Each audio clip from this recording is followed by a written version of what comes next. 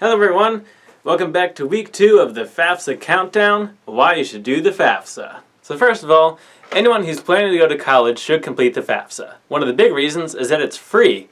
I mean, free is even in the name of the Fafsa, the free application for federal student aid. Doesn't get any much better than that. So overall, there's a couple reasons why you should complete the Fafsa. First of all, you never know how much money you're going to get until you apply. When you've completed your application, you're going to get that number, the Expected Family Contribution, or the EFC. And that's the number that the federal government, the state government, colleges, and even scholarships are going to use to determine how much money to give you. Now, several of you may be thinking, my family makes too much money to receive any type of financial aid. But the important thing to remember here is that it depends. Filling out the FAFSA will give all of these different sources information about the number of people in your family, how many are in the household, how many might be going to college at the same time as you. And all of this information together factors into how much financial aid you could get. So even a family with a higher income may still be eligible to receive financial aid. And this financial aid could come from the federal government, the state government, any type of scholarship, or from the colleges themselves. All of these different groups will use the EFC. So overall, even if you think you might not qualify for aid, it is well worth your time to complete the FAFSA to see what type of financial aid you might be able to receive. Another really big bonus of completing the FAFSA is that even if you don't get a ton of financial aid from the federal government, it does make you eligible to receive federal loans.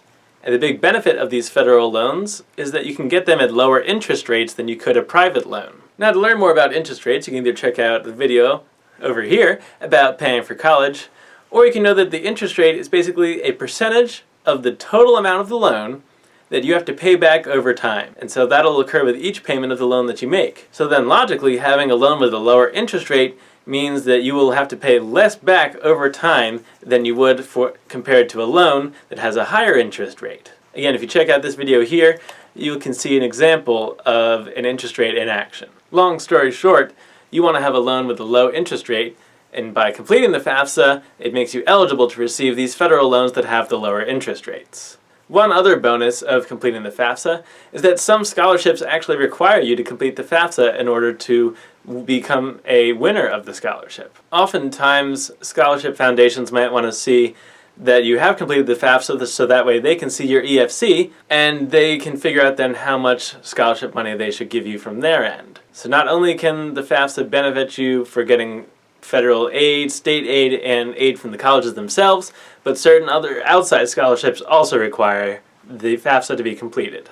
Alright, so let's talk about a couple of the myths surrounding the FAFSA and completing the FAFSA. So as you saw earlier in this very video, which if you want to just go back, you can click this link and it'll take you right to the beginning of the video, or you can just rewind the video.